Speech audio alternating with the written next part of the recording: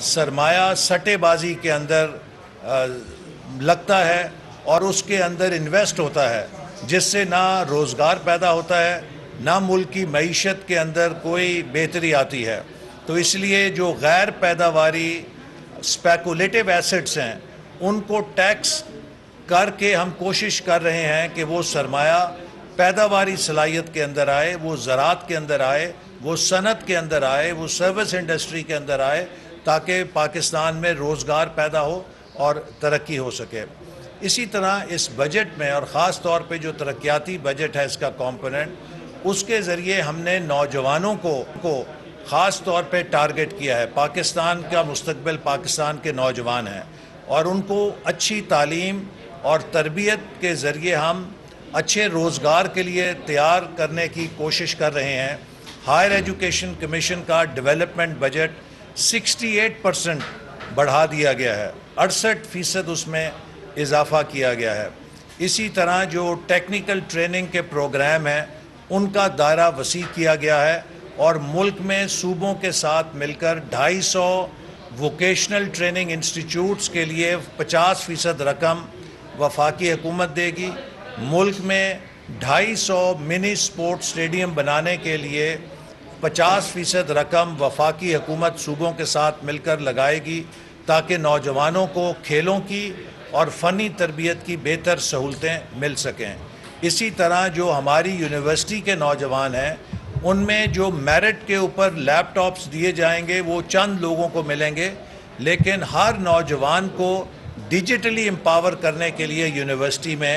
ہم آسان اقساط کے اوپر بینکوں کے ذریعے مل کر لیپ ٹاپ اسکیم لا رہے ہیں، جس سے ہر نوجوان آسان شرائط کے اوپر لیپ ٹاپ حاصل کر سکے گا، تاکہ وہ بھی ڈیجیٹل ریسورسز کو چینلائز کر سکے، جو کہ اس شعبے کے لیے بہت اہم ہے۔ اور ہمارے نوجوان ڈیجیٹل فیلڈ کے اندر بہترین صلاحیتیں رکھتے ہیں۔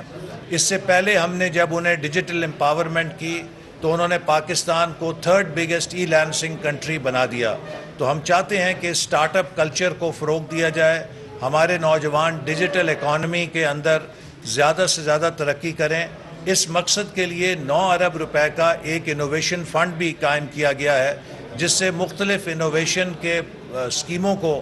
ہم سپورٹ کریں گے، جس میں ایک ینگ وومن انٹرپرینورز کی اسکیم بھی ہے، تاکہ ہماری خواتین اور وہ نوجوان خواتین کے جو اپنی صلاحیتوں سے بہترین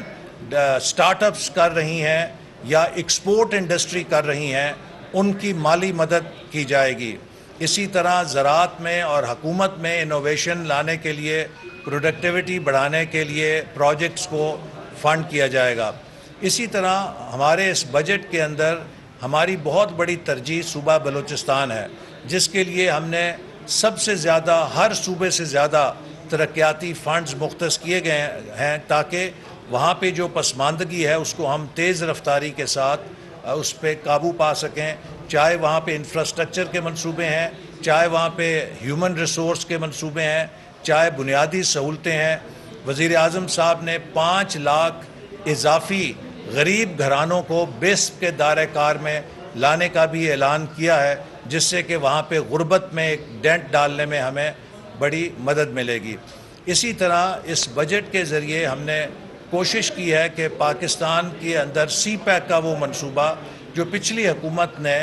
مردہ خانے میں ڈال دیا تھا یا سرد خانے میں ڈال دیا تھا، اس کو دوبارہ ریوائیو کیا جائے۔ سی پیک منصوبوں کے لیے بھی فنڈنگ کی جا رہی ہے اور ان کو تیزی کے ساتھ آگے بڑھایا جائے گا، جس میں اسپیشل اکنامک زونز ہیں، اس میں ML1 کا منصوبہ ہے، اس میں گوادر کے مختلف منصوبے شامل ہیں۔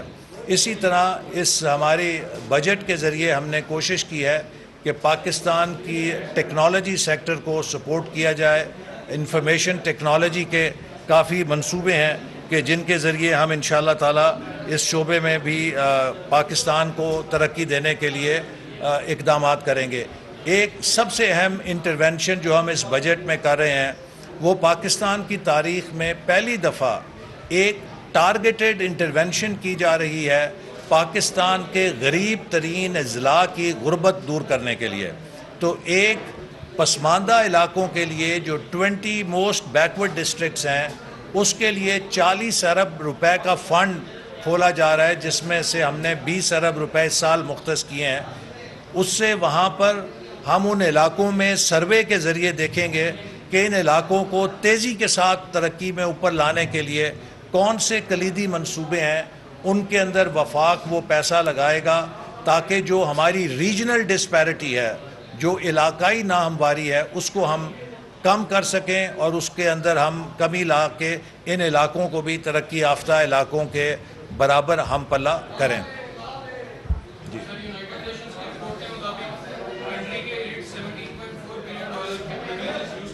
ہیں جی، کون کرتے ہیں؟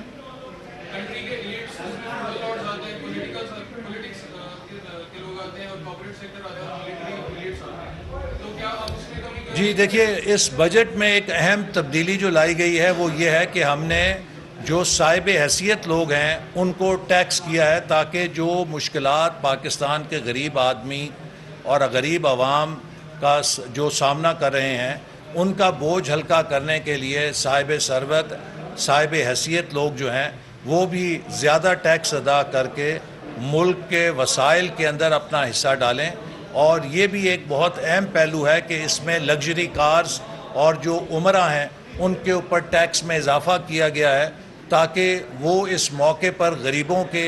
مشکلات کو کم کرنے کے لیے اپنا حصہ ڈال کر ان کی دعائیں لے سکیں۔ ایک اور اہم چیز جو میں ذکر ضرور کرنا چاہوں گا وہ آبی وسائل ہیں۔ پاکستان کے مستقبل کے لیے واٹر ریسورسز بہت اہم ہیں۔ ہم نے اس بجٹ میں ایک خطیر رقم وقف کی ہے جس سے پاکستان کے ڈیمز جن کو شروع کیا گیا، اور مجھے یہ کہتے ہوئے فخر ہے کہ ہم نے اپنے دور میں دیامیر بھاشا ڈیم کی بنیاد رکھی، 125 ارب روپے اس پہ خرچ کیے، بعد میں جنہوں نے چندے اکٹھے کیے اور پتہ نہیں کہاں چندے گئے اور 20-25 ارب روپے مزید اس پہ لگا کے وہ دیامیر بھاشا ڈیم کے بانی بننے کی کوشش کرتے رہے۔ یہ وہ منصوبے ہیں جو ہم 2017-18 میں شروع کر کے گئے تھے۔ ہم کوشش کر رہے ہیں کہ ان کو جلد از جلد پاکستان کی واٹر سیکیورٹی کے لیے، فوڈ سیکیورٹی کے لیے اور انرجی سیکیورٹی کے لیے مکمل کیا جائے۔ تو تقریباً 100 ارب روپے کے لگ بھگ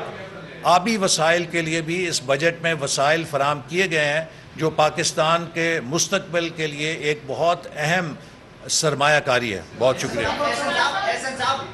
تحریک عدم اعتماد کے ووٹ میں ایم این اے علی وزیر نے آپ لوگوں کو سپورٹ کیا تھا، لیکن آج بجٹ جو آپ لوگوں نے پیش کیا اس میں ایم این اے علی وزیر کا پروڈکشن آرڈر کیوں نہیں جاری ہوا؟ کیا کسی کے کہنے پر؟ جی میرے علم میں نہیں ہے، میرا تو یہ خیال تھا کہ ضرور ان کا پروڈکشن آرڈر جاری ہوا ہوگا، لیکن میں اسپیکر صاحب سے پوچھوں گا کہ اس بارے میں کیوں نہیں جاری ہو سکا۔ ہو سکتا ہے کوئی دیر سے جاری ہوا ہو، وہ نہیں آ سکے، لیکن ہر ایم این اے کا یہ بنیادی حق ہے کہ وہ قومی اسمبلی کے اجلاس میں شریک ہو۔ جی پینشن میں جیسے آپ کو معلوم ہے کہ پہلے وزیر اعظم صاحب نے 10% اپنی پہلی تقریر میں اضافہ کیا تھا اور اب مزید 5% اضافہ کر کے اسے بھی 15% تنخواہوں کے اضافے کے ساتھ کر دیا گیا۔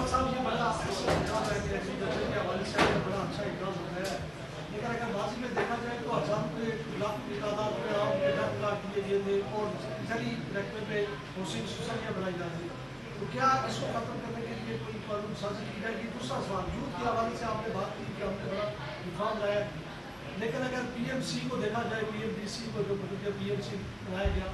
تو پرائیویٹ میڈیکل کالج کو بالکل چھوٹ دے رکھی ہے۔ دیکھیے جو گزشتہ حکومت نے صحت کے شعبے میں پی ایم سی بنائی تھی اس وقت ہم نے اپوزیشن میں اس کی مخالفت کی تھی، اور ہم اس قانون سازی کو ریورس کرنے کے لیے اقدامات اٹھا رہے ہیں۔ اسی طرح جو ہائر ایجوکیشن کمیشن کا آرڈیننس لا کے ہائر ایجوکیشن کمیشن کی خود مختار حیثیت ختم کی گئی تھی، اس کے لیے بھی وزارت تعلیم سے مل کر قانون سازی کر رہی ہے تاکہ اس کو بھی ریپیل کیا جائے۔ بہت شکریہ۔